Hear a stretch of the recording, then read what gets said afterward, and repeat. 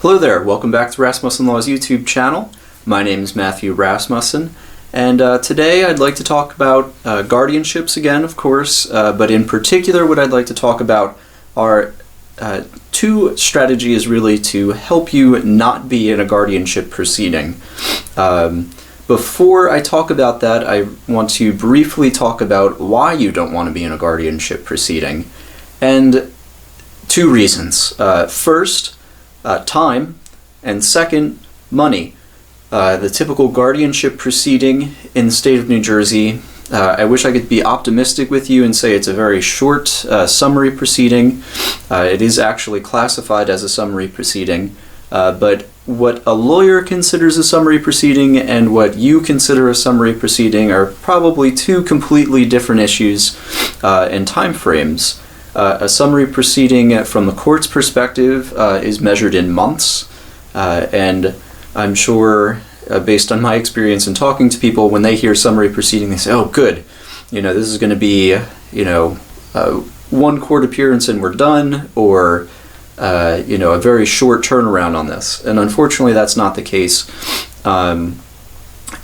If it's an uncontested guardianship, which is to say that there's only one person filing an application to become the guardian, then you might only have one court appearance, but you will still find that it's likely going to take a month or two at least before the guardian is actually appointed.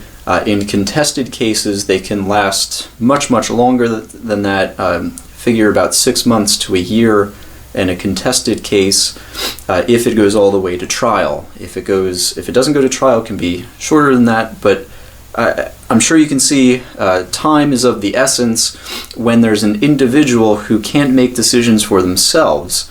And in the meantime, what will actually happen is the court might appoint someone to be a guardian ad litem or a temporary guardian who will just take care of the ward until the court makes a more permanent decision. But that's not a situation you want to be in. And the second is money. This is of course a factor for everyone. I don't care how much money you have or how little money you have. Money is always going to be a factor, especially when you consider the planning techniques we're talking about today cost little to no money. One of the major ones is going to be a durable power of attorney, more on that later. But let's say a durable power of attorney costs you a couple $100, a guardianship proceeding is going to be way beyond that very quickly. And the reason for that is, let's say a typical guardianship proceeding, there's an applicant's attorney, so that's the attorney for your child who's making the application over mom or dad. The court is going to appoint an attorney for the individual, the ward. So mom or dad gets an attorney, and if it's contested, there might be another attorney involved if there's a sibling that also wants to be guardian, or in some cases and in some counties there's a state attorney from the Office of the Public Guardian or Adult Protective Services that actually comes out and represents sort of the government's interest, or will file the application themselves. So you could be very quickly looking at 2 to 4 attorneys, if not more, all billing at an hourly rate. So let's say you have everyone billing at $200 an hour, which is a fairly low hourly rate in the state of New Jersey.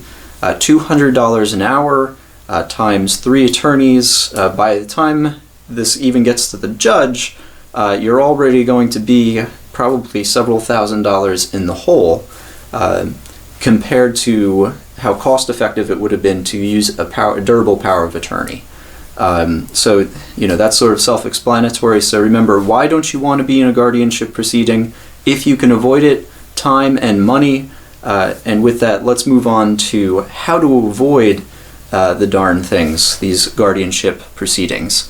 So the number one most effective way to avoid a guardianship proceeding, I mentioned it before, the durable power of attorney. Now, What is a durable power of attorney?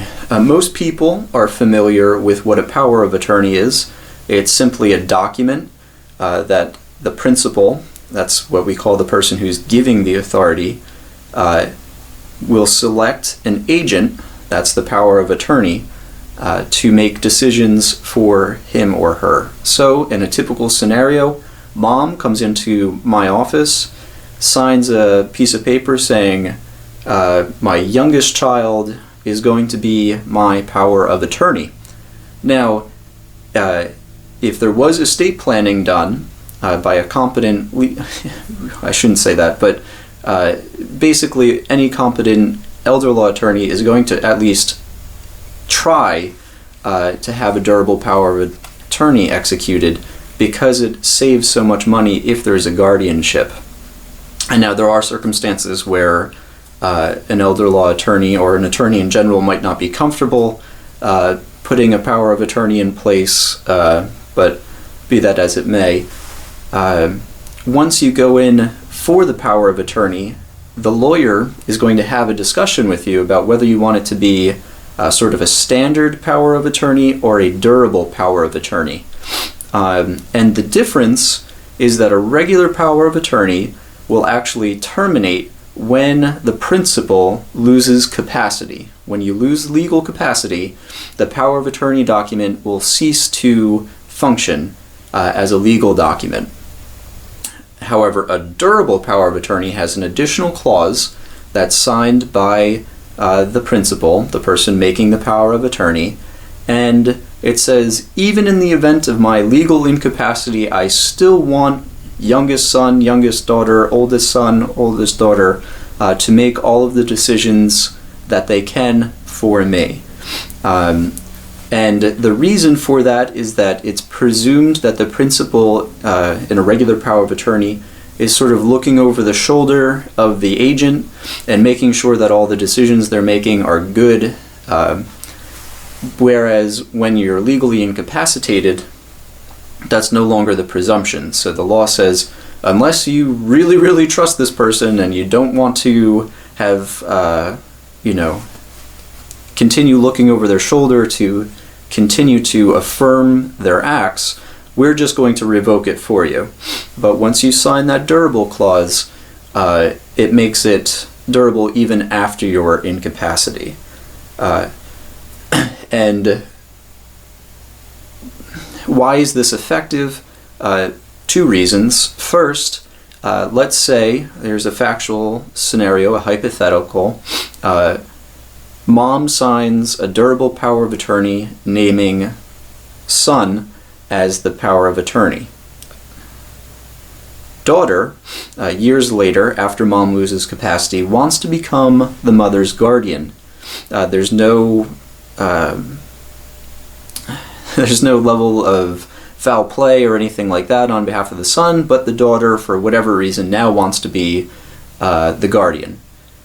The first fail-safe here is when she goes to an attorney to file that application, one of the questions the attorney is going to ask her is, well, does your mother have a durable power of attorney? And if she says yes, and the attorney looks it over, that should really be the end of the inquiry right there, unless there's foul play, which we'll get into a little bit later. But that's generally the end of the inquiry, and the attorney should say, well, you know, daughter, your mom did name son as the durable power of attorney, so there's really not a whole lot I can do for you. Now, if the lawyer fails to do that and you go to court, fail-safe 2, the judge will usually say, daughter, I'm sorry, but I'm not going to allow this proceeding to go forward because mother has made a durable power of attorney naming the son as the agent, and there's no allegations of foul play, so that document stands, thereby saving a ton of hassle, a ton of time, and a ton of money. So that's the durable power of attorney. Let's talk about the second way to avoid a guardianship proceeding, and if you'll remember in our second video, so the one previous to this, we talked about the typical factual scenarios in which clients seem to come in and ask for guardianships. And the second factual proceeding or factual scenario was that there was a durable power of attorney in place, but there's some foul play on behalf of the agent, or at least allegations of foul play. And so my helpful hint here is for the agent, keep everything in a binder. You're liable to have accountings whenever they're requested by a friend of the principal, broadly speaking. So it'll make your life easier. It'll make the family stress level go way down if they can simply go over, open up a binder, and see all the receipts and all of the things that you're spending money on. Because eventually, unfortunately, it's just human curiosity, I guess. There's going to be questions. Even if you're, a saint, there's probably going to be questions eventually. And when you have that document, the binder there with all of the receipts, the questions are just dispelled immediately, and you can prevent having attorneys even look at the case once questions are answered. Now, if questions aren't answered, the accounting's a mess, you don't really know what's going on with the money, that's when, people come to attorneys and they say, my brother, he's, spending all this money and it's my mother's money, I know it, I don't have any proof, but I know it. And then we go to court for an accounting, and you get a guardianship in place, a guardianship proceeding, which really undermines the durable power of attorney. So have a binder there with all of your receipts, keep a current accounting in it. I know it sounds like a pain, but it could really save you in the end. So those are my 2 tips to save yourself or your family member from going through a guardianship proceeding. The first and most effective one is, of course, to have a durable power of attorney in place.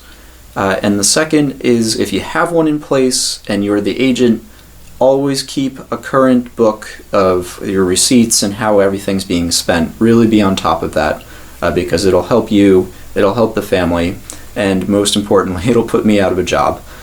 So that being said, if you have any questions about guardianships in the state of New Jersey, I welcome you to call the firm at 732-595-1591.